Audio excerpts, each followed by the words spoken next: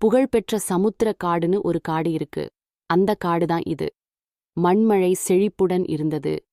அப்படிப்பட்ட இந்த காட்டில் 3 ஜோடி பறவைகளும் ஒற்றுமையுடன் இருந்தது. காக்கா ஜோடியும் புறா ஜோடியும் மற்றும் குருவி ஜோடியும் ஒரே மரத்தில் வீட்டை கட்டி உணவையும் சரி பகுதியாக பிரித்து சந்தோஷமாக வாழ்ந்து வந்தது. இங்க பாருங்க நண்பர்களே, சீக்கிரமாகவே மழை காலம்லாம் வரப்போகுது. அதனால நமக்கு அதிகமாக உணவு தேவைப்படும். அதனால நம்ம ஒற்றுமையுடன் இருந்து நமக்கு தேவையான உணவை நம்ம தேட வேணும் நண்பர்களே. அதுவும் இப்போ ரொம்ப தூரமாக போய் உணவெல்லாம் எடுக்க போகிறோம். அதனால எல்லாரும் தயாராக இருந்துக்குங்க நண்பர்களே. சரியாதான் சொல்றீங்க. நம்ம கிட்ட இப்ப சுத்தமா உணவே இல்ல. இப்ப இருந்தே சேகரிக்க ஆரம்பிச்சாதான் மழை காலத்துக்குள்ள சேமிக்க முடியும். அதுவும் நம்ம சமுத்திர காட்டுல மழை வந்தா அதிகமா வெள்ளம் வந்துரும். சீக்கிரமா கிளம்புங்க. நமக்கு அதிக உணவு தேவைப்படும். தலைவா, தலைவா, ஆஹா, என்னையா சத்தத்தை காணா? உள்ள போய் பார்ப்போம் தலைவர் இருக்காரான்னு. தலைவா, நாங்கள் வந்துட்டோம் தலைவா. எங்கேயா இங்கே தலைவர் இருக்க மாதிரியே தெரியல. ஆஹா, தலைவருக்கு என்ன ஆச்சோ தெரியலையே. இல்லை தலைவரால் மற்றவங்களுக்கு என்ன ஆச்சுன்னு தெரியலையா?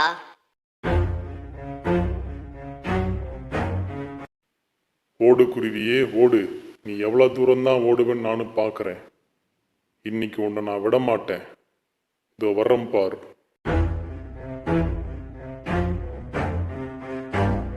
காப்பாத்துங்க, காப்பாத்துங்க. பாத்தியா, உன்னை நான் பிடிச்சிட்டேன். என்கிட்டயே விளையாட்டை காட்டுறியா? சாவுடா. இன்னையோட உன் கதை முடிஞ்சிச்சு. என்கிட்டயே பிரச்சனை பண்ணுறியா? நான் யாருன்னு தெரியாம என் மேல மோதிட்டு அப்படியே தப்பிச்சு வந்துடான்னு பார்க்குறியா? விடுவடா நான். இன்னையோட உன் கதை முடிஞ்சிச்சுரா. இனி என்கிட்ட யார் பிரச்சனை வச்சுக்கிட்டாலும் அவங்க முடிவும் இதே மாதிரி தான் இருக்கும்.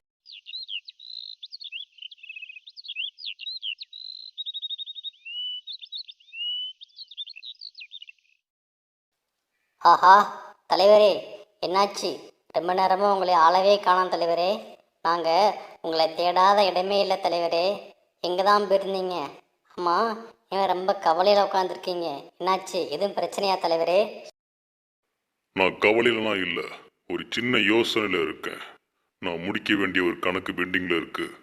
அதை முடிக்கணும். அது என்னன்னா, பழி வாங்க போகிறேன்.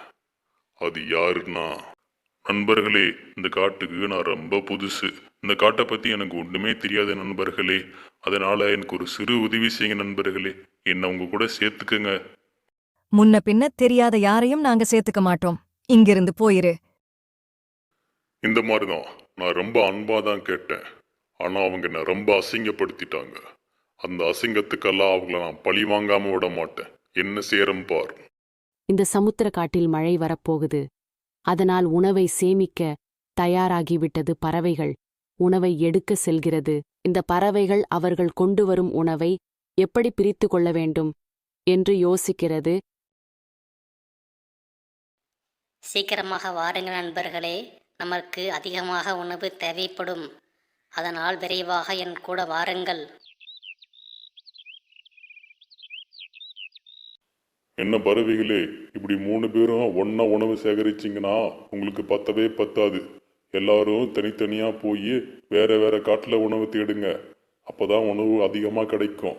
முட்டாள் பறவைகளே, ஏமாலியா இருக்கீங்களே. இதை கேட்ட பறவைகள் கழுகை பழத்தால அடிச்சு விரட்டிட்டாங்க. கழுகு என்னை விட்டா போதும்டா சாமி அப்படின்னு சொல்லி ஓடிடுச்சு. அந்த 3 பறவைகளும் சேர்ந்து என்னை அடித்து விட்டது. என்னை அடித்ததற்காக அந்த 3 பறவைகள் நான் பழி வாங்காம விட மாட்டேன். அதற்காக எனக்கு ஒரு யோசனை இருக்கு. அந்த 3 பறவைகளை நம்ம பிரிக்க போறோம். காக்கா நண்பரே, இந்த காட்டிலேயே நீங்க தான் ரொம்ப புத்திசாலின்னு சொல்றாங்க. ஆனா உங்க உழைப்பெல்லாம் இந்த 2 ஜோடி பறவைகளையும் திருடிக்கிறாங்க. பாவம், நீங்க தான் ரொம்ப ஏமாளியா இருக்கீங்க. அழகான குருவியே, உங்க ஜோடி குருவி தான் இந்த காட்டிலேயே ரொம்ப அருமையான ஜோடி குருவின்னு சொல்லிக்கிறாங்க. ஆனா நீங்க உழைச்சு அந்த 2 பறவைகளுக்கும் கொடுக்குறீங்க. பாவம் நீங்க. அழகும் அறிவும் கலந்த ஜோடி புறானா அது நீங்க தானே இந்த காட்டுல சொல்லிக்கிறாங்க. ஆனா உங்க உழைப்ப இந்த 2 பறவைகளும் திருடிக்கிறாங்க. நல்லா யோசிச்சு பாருங்க புறாவே. இப்படி 3 பறவைகளையும் தந்திரமாக குழப்பிவிட்டது கழுகு. தலைவா, நீங்கள் இங்கே என்ன பண்ணுறீங்க? உங்கள் திட்டம்தான் என்ன? அவங்கள என்னதான் செய்ய போகிறீங்க? எங்களுக்கு எதுவுமே புரியல. குருவி நண்பரே, உங்களுக்கு தேவையான உணவை நீங்கள் முதல்ல எடுத்துக்கங்க. முதல்ல எடுக்கிற நாங்கள் கொஞ்சமாக எடுப்போம். ஆனா கடைசியில நீங்க அதிகமாக எடுத்துப்பீங்க. இதுதானே உங்க திட்டம்? எப்படியே எங்களை எவ்வளவு நாள் ஏமாற்ற முடியும்? அவ சொல்றதுதான் சரி. எங்களுக்கு இப்பதான் புத்தி வருது. எங்கள் உழைப்பை திருடி எங்களை ஏமாற்றிய கூட்டம் இது. நம்ம எவ்ளோ நாளா அவங்களுக்கு உண்மையா இருந்தோம். அவங்களுக்கு கொடுத்த பின்பு நாம எடுப்போம். ஆனா நம்மள இப்படி பேசிட்டு போறாங்க. இனி நம்ம தனியா உழைப்போம். நம்ம நல்லா சாப்பிடுவோம். நீ சொல்கிறதான் சரி. நான் அவங்கள நம்பியிருக்கவே கூடாது. இனிமேல் நான் தனியாக தான் போகிறேன். இனிமே நீங்கள் தனியாதான் காட்டில் உணவை எடுக்க வேண்டும். யார் கூடவும் சேராமல் நமக்கு தேவையான உணவை மட்டும் கொண்டு வாருங்கள் போதும். இனி எப்போதும் தனியாதான் இருக்கப் போறோம். இனி நாம் இருவர் மட்டுமே இருப்போம். இனி சந்தோஷமா இருக்கலாம். சீக்கிரமா உணவை எடுத்து வாருங்கள். நீங்கள்தான் முதலில் உணவை எடுக்க வேண்டும். ஒற்றுமையாயிருந்த பறவைகளுக்கு இடையே சண்டை வந்துருச்சு. இனி தனித்தனியாக உணவை எடுக்க செல்கிறது. இங்கே பாருங்க, இங்கே நான் தான் முதல்ல வந்தேன், பார்த்துக்குங்க. எனக்கு தான் அதிகமாக பழம் வேணும். நீங்கள் வேறு காட்டுக்கு போங்கப்பா. என்ன, எங்களை ஏமாத்த பார்க்குறியா? யார் முதல்ல வந்தாங்களோ அது முக்கியம் இல்லை. யார் அதிக பழம் எடுக்கிறாங்களோ அதுதான் முக்கியம். போ முட்டாள் குருவியே.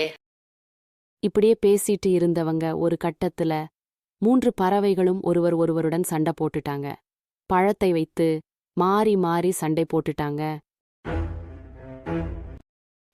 உங்கள் 2 பேரால தான் எனக்கு ஒரு உணவு கூட கிடைக்காம போயிடுச்சு. ஏன் இப்படி போய் பேசுறீங்க? உங்களால தான் எங்களுக்கு எதுவுமே கிடைக்கல. உங்கள் கூடலாம் சேர்ந்தேன் பாரு, என்ன சொல்லணும்? என்னாலயா எந்த கதி? ஆமா, எல்லாமே உங்களால தான். ஒற்றுமையாக இருந்த 3 ஜோடி பறவைகளும் ஒருவருக்கொருவர் சண்டை போட்டுக் கொண்டார்கள்.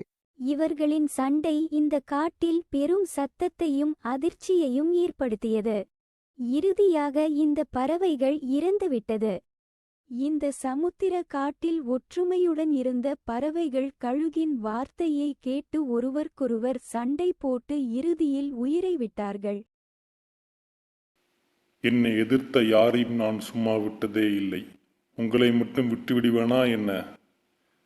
எளிமையாக எனது மூளையை பயன்படுத்தி உங்களை கொன்று விட்டேன். சூப்பர் தலைவா, நீங்கள் மூலக்கார தான் போங்க. இவங்க ஒற்றுமையாக மட்டும் இருந்திருந்தாங்கன்னா இந்நேரம் இவங்களை எதுவுமே செஞ்சிருக்க முடியாது. பாவம், அவங்க ஏமாந்து போயிட்டாங்க உங்ககிட்ட.